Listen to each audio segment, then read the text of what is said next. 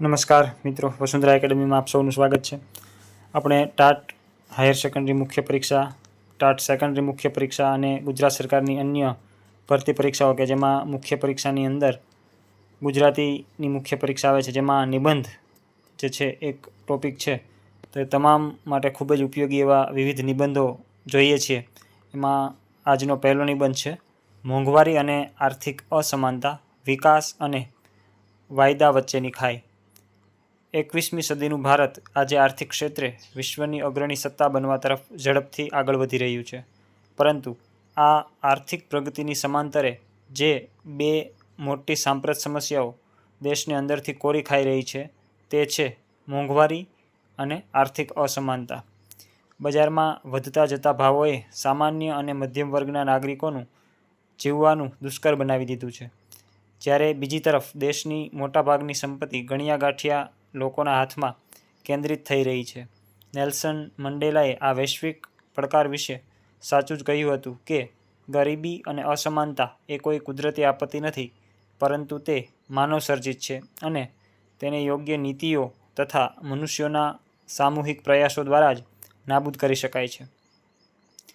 આ સમસ્યાના કારણે સમાજમાં એક મોટો વિરોધાભાસ ઊભો થયો છે. એક તરફ ચમકતા મોલ અને ગગનચુંબી ઇમારતો છે, તો બીજી તરફ પ્રાથમિક જરૂરિયાતો માટે સંઘર્ષ કરતો પછાત વર્ગ છે. મહાત્મા ગાંધીજીએ આ સ્થિતિની કલ્પના વર્ષો પહેલાં કરીને અંત્યોદય, સમાજના છેવાડાના માણસનો ઉદયનો સિદ્ધાંત આપ્યો હતો.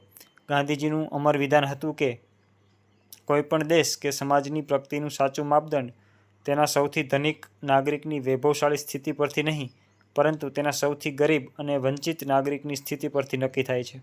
જ્યાં સુધી આર્થિક વિકાસના લાભો છેવાડાના માનવી સુધી નહીં પહોંચે ત્યાં સુધી આપણો વિકાસ અધૂરો ગણાશે. વહીવટી અને પ્રશાસનિક સ્તરે આ સમસ્યાને નાથવા માટે માત્ર મફત રાશન કે રાહતો આપવાને બદલે રોજગારીની કાયમી તકો ઊભી કરવી અને બજારમાં સંગ્રહખોરી પર કડક નિયંત્રણ રાખવું અનિવાર્ય છે. શૈક્ષણિક સ્તરે પણ ગરીબ અને મધ્યમ વર્ગના બાળકોને ગુણવત્તાસભર શિક્ષણ મળી રહે તે માટે સરકારી શાળાઓને વધુ સુદૃઢ બનાવવી પડશે.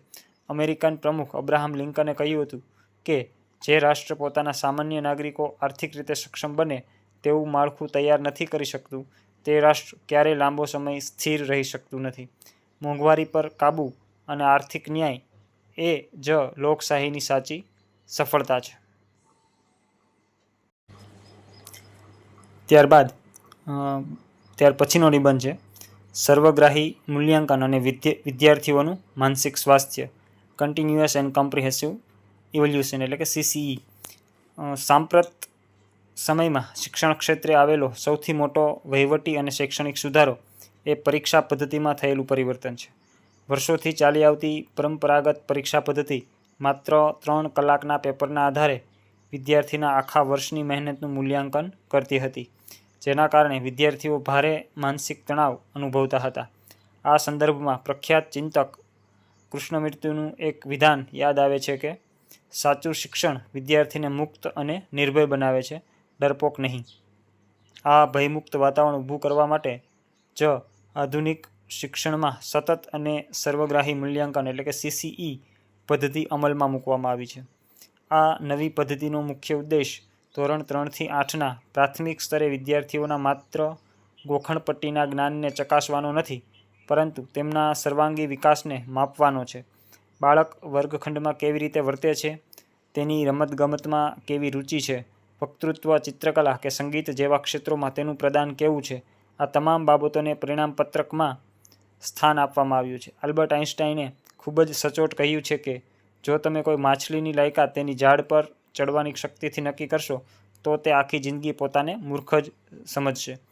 આ આધુનિક મૂલ્યાંકન પદ્ધતિ આ જ સિદ્ધાંત પર કામ કરે છે કે દરેક બાળકમાં કોઈને કોઈ અનોખી શક્તિ છુપાયેલી હોય છે અને શિક્ષકનું કામ એ શક્તિને ઓળખીને તેને પ્રોત્સાહિત કરવાનું છે. સાપ્તાહિક કસોટીઓ અને રચનાત્મક મૂલ્યાંકનને કારણે વિદ્યાર્થીઓ પરથી વાર્ષિક પરીક્ષાનો મોટો બોજ હળવો થયો છે. આનાથી શૈક્ષણિક સ્તરમાં સુધારો થવાની સાથે બાળકોનું માનસિક સ્વાસ્થ્ય પણ જળવાઈ રહે છે. છેલ્લે એટલું જ કહી શકાય કે મૂલ્યાંકન એ વિદ્યાર્થીને ડરાવવાનું સાધન નથી, પરંતુ તેની પ્રગતિનો અરીસો છે. જ્યારે મૂલ્યાંકન સકારાત્મક અને પ્રોત્સાહક બનશે ત્યારે જ વિદ્યાર્થીઓનો સાચો અને તંદુરસ્ત વિકાસ થઈ શકશે. ત્યાર પછીનો આપણો નિબંધ છે સાયબર ક્રાઇમ અને ડિજિટલ અસુરક્ષા, ટેકનોલોજીનું નવું જોખમ. આજના સાંપ્રત સમયમાં ભારત જે ઝડપથી ડિજિટલ અર્થતંત્ર અને કેશલેસ સોસાયટી તરફ આગળ વધી રહ્યું છે તે ખરેખર પ્રશંસનીય છે. આજે નાના વેપારીઓથી લઈને સામાન્ય નાગરિકો સુધી દરેક વ્યક્તિ યુપીઆઈ અને ઓનલાઈન બેન્કિંગનો ઉપયોગ કરે છે. પરંતુ આ સુવિધાની સમાંતરે એક અત્યંત ગંભીર સાંપ્રત સમસ્યા ઉભરી આવી છે, સાયબર ક્રાઇમ. ડેટા ચોરી, ઓનલાઈન નાણાકીય કૌભાંડો, હેકિંગ અને સોશિયલ મીડિયા દ્વારા ફેલાતી અફવાઓએ નાગરિકોની ડિજિટલ સુરક્ષા સામે મોટો પ્રશ્નાર્થ ચિહ્ન મૂકી દીધો છે. ફ્રેન્ચ ફિલસૂફ રૂસોનું એક પ્રચલિત કથન હતું કે મનુષ્ય સ્વતંત્ર જન્મ્યો છે, છતાં તે બધે જ બંધનોમાં જકડાયેલો છે.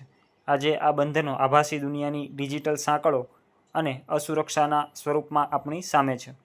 સાયબર ગુનેગારો દરરોજ નવી ટેકનોલોજી અને આર્ટિફિશિયલ ઇન્ટેલિજન્સનો ઉપયોગ કરીને ભોળા નાગરિકોને પોતાની જાળમાં ફસાવે છે. મહાત્મા ગાંધીજીએ સામાજિક પાપોની યાદી આપતા સાચું જ કહ્યું હતું કે ચારિત્ર્ય વિનાનું જ્ઞાન અને માનવતા વિનાનું વિજ્ઞાન વિનાશક નીવડે છે. ટેકનોલોજી જ્યારે નૈતિક મૂલ્યોથી વિહોણી બને છે ત્યારે તે સમાજ માટે વરદાન મટીને અભિશાપ બની જાય છે.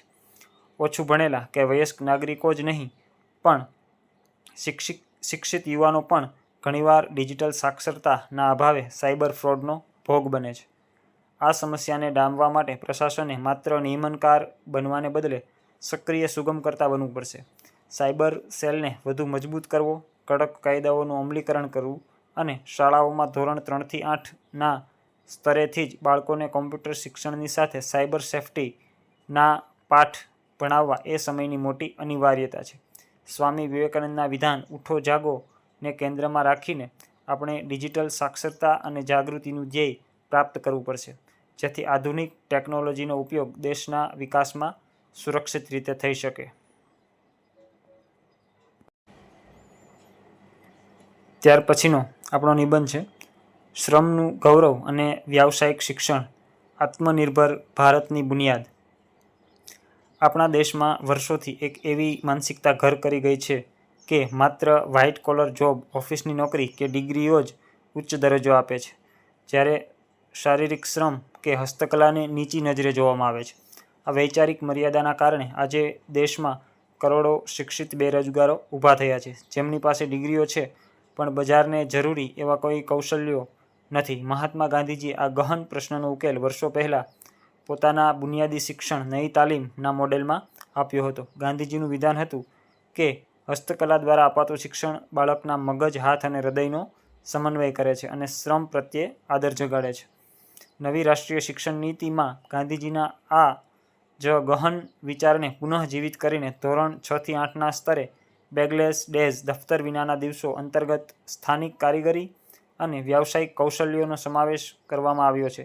સાચી દિશા એ છે જ્યાં શિક્ષણ માત્ર પદવીઓ આપવાનું કારખાનું ન બને પણ વિદ્યાર્થીને આત્મનિર્ભર અને સ્વનિર્ભર બનાવે. અમેરિકન પ્રમુખ જ્હોન એફ કેનેડીનું એક જાણીતું સૂત્ર છે કે આપણો વિકાસ એ માત્ર ભૌતિક સંપત્તિ વધારવાનો વિષય નથી પણ મનુષ્યની આંતરિક ક્ષમતાઓનો વિસ્તાર કરવાનો વિષય છે. દેશનો સુથાર, લુહાર, કડિયાકામ કરનાર કે ખેડૂત જ્યારે પોતાના શ્રમનું ગૌરવ અનુભવશે ત્યારે જ સમાજ સંતુલિત બનશે. આ સાંપ્રત પ્રવાહને સફળ બનાવવા માટે શાળાઓ અને ઉદ્યોગો વચ્ચે મજબૂત ભાગીદારી ઊભી કરવી પડશે. વહીવટી તંત્ર દ્વારા કૌશલ્યલક્ષી અભ્યાસક્રમોને પ્રોત્સાહન આપવું એ સમયની માંગ છે. આલ્બર્ટ આઇન્સ્ટાઈને કહ્યું હતું કે શિક્ષણ એ માત્ર તથ્યો શીખવાનું કામ નથી પરંતુ મનને વિચારવાની તાલીમ આપવાનું નામ છે.